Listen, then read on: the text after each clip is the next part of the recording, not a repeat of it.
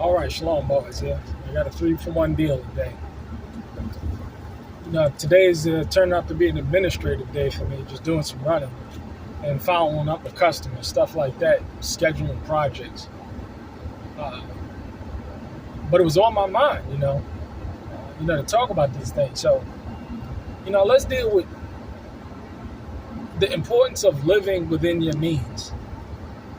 I've told people over and over and over again, when I really came to the knowledge or understanding of the truth and what was going on, I was able to move on a word, literally. I want 1 week from spending lavishly, going out on Broadway plays, shows. That's what I was into. This stuff costs money. Even back then, it cost money. Nice restaurants, things like that, trips. Regionally, that's what I like to do. That was me filling up my cup and, tending to my flesh. But after I found out what was going on, all that stopped. I understood that in order to move and get things done, that I was going to first need guidance and wisdom and direction, which the Father, gave to me. It was one of them things where, and I'm backtracking a little bit, but I'll stay on point. It was like that Neo in the Matrix. When I prayed for the truth, it came to me. And so I knew that when I got this knowledge, when I received this truth that I was praying for, and y'all sent me the messengers necessary to put a defibrillator on my mind and wake me up, I knew I had to move. I knew I couldn't stay stagnant. And so I understood that I had to be transformed. I knew that I had to change in order to be set apart. And boy, the benefits are beautiful. Because now, we look at the situation and say, those of us who've gotten it done, we're looking at gas prices and we're saying, wow. Gas prices, wow. Food prices, wow. It's not that we're saying wow from the perspective of that, it's affecting us. We're saying wow from the perspective that we understand of all the people it's affecting. When I hear that gas is going up or propane is going up, you know what I do? The first thing that comes to mind, how do I store more on top of the stuff that I already have? Ammo prices going up, how do I get more? Guns going up, they're about to ban AR-15s, how can I get another one? That's how we're wired. We're not wired from the perspective of, of fear. It's, getting in on opportunities to put things back so that we can preserve ourselves and our families. But the key is that when I started this walk, I had to understand, and I understood that I needed to live within my means, that I needed to cut where I needed to cut and make the sacrifices. And that took me 3 years of saving diligently. I'm talking about starving my flesh of all of the things that I love to do. That was difficult. But I did it because I understood it was necessary. And so by starving my flesh, I was able to get the things done that needed to get done. And still continues to get the things done that I need to get done. But even at a quicker pace. Why? Because I live within my means. It's amazing how they've issued the house about $20,000 worth of credit cards. And I'm not, that's the accessible amount of debt that they've given. Without one verifiable piece of income. Isn't that amazing? See, this is how I know this credit stuff and this credit score and this stuff, it's all a joke. Because, 40, 50 years ago, you couldn't just claim that you had income. You had to prove it.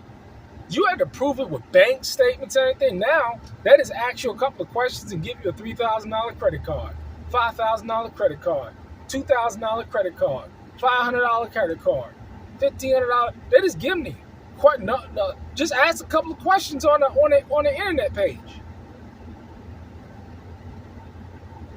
Live within your means. Because that's what I do. Anything that I have, anything that I acquire, I make sure that I'm paying cash, or that if I am swiping a card, man, that thing is paid off ASAP. I'm not even talking about even a year. I'm talking about a month or two, if that. And I haven't even extended myself that level of credit for that long term, because you look at the interest rate. You mean to tell me that you're saying that I have a 700 credit score, but you're charging me 25, 30% interest on the cards? It's a joke. It's a literal joke. Gone are the days of 0% interest. At least probably these credit gurus know where to get 0% interest. I don't know where. What I try and do is just live within my damn means and not overextend myself, so that, having an emergency fund and making sure that you have XYZ months, 6 months worth of up to a year. You should have at least a year worth of expenses put back. I'm telling you, man, these things are serious. So just in case something happens, you have a pretty good cushion to adjust. Life insurance, things like that. But the idea is that, you have to live within your means.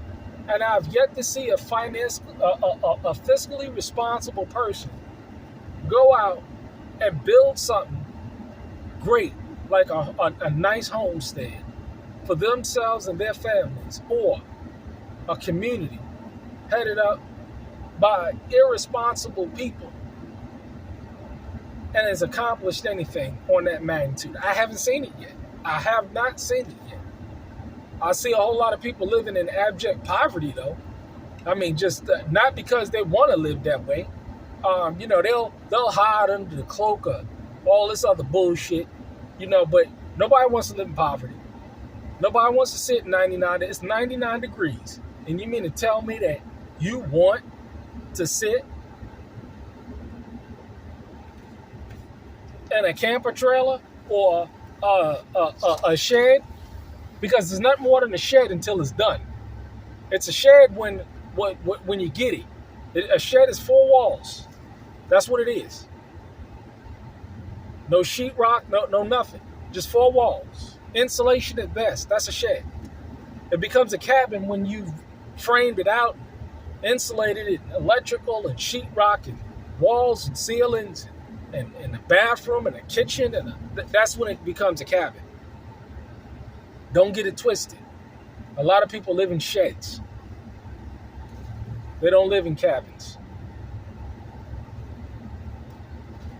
So you're going to need to ensure that you are living within your means and being fiscally responsible for the resources that you have.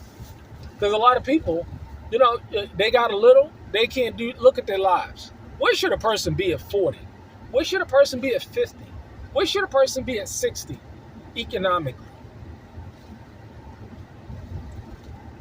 I mean, I'm just talking about average, responsible person, grown up. Where should they be socioeconomically? It's sad. It is sad.